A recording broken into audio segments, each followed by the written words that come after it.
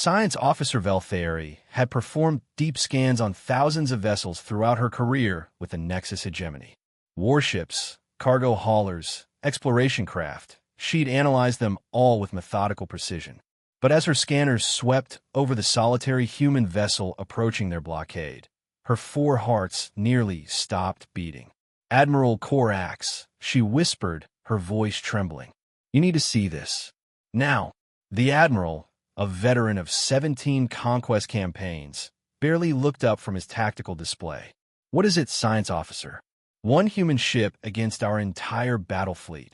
Hardly worth detailed analysis." "Sir, the scan results, they're impossible." That got his attention. Admiral Corax had never heard fear in Valtheri's voice before.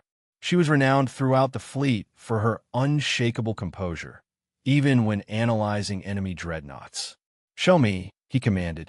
The holographic display materialized, showing the human vessel, unremarkable at first glance. Medium size, clean lines, no obvious weapons ports. But the internal scan made Valtheri's readings flash urgent red across every display. By the void, Admiral Corax breathed. "This can't be accurate. I've run the scans 17 times, sir. The results are consistent." Valtheri's tentacles writhed in distress. "Admiral, this ship's power core. It's not a fusion reactor or antimatter plant. It's a contained singularity." The bridge fell silent except for the hum of life support systems. "A black hole," the Admiral whispered. "They're using a black hole as a power source." "That's not the worst part, sir." Valtheri highlighted different sections of the scan. "The hull isn't made of any known material. My instruments are detecting matter at the quantum level that shouldn't exist, particles that phase in and out of our dimension. And the weapons." She paused, her voice catching. "What about the weapons, Science Officer?" "Sir, I don't think they're weapons. Not in any sense we understand. The energy conduits lead to devices that seem to manipulate space-time itself. And there's something else." She zoomed in on the ship's core. The scan shows temporal distortions around the engineering section. "Sir, I think this ship is operating with technology from its own future." Communications Officer THYSS suddenly straightened at his station. "Admiral, we're receiving a transmission from the human vessel." "Put it through." A human face appeared on screen, young, calm, with eyes that seemed far too old for her apparent age. "Greetings. I'm Captain Sarah Chun of the UES Inevitability. I believe you wanted to speak with us." Admiral Corax found his voice.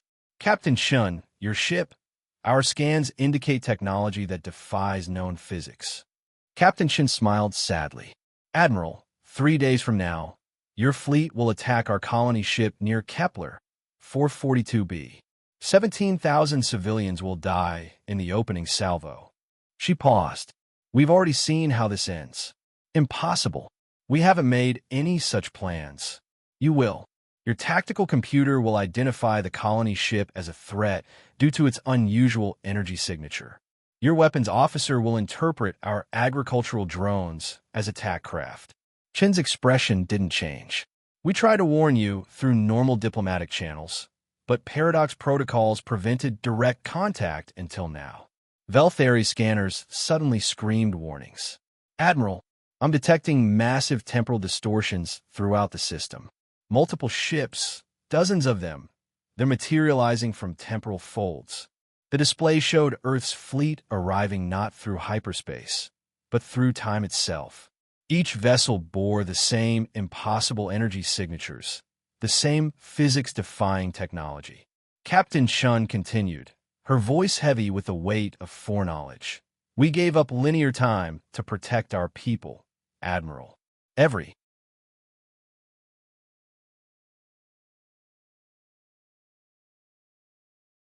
battle you might fight against us, we've already won.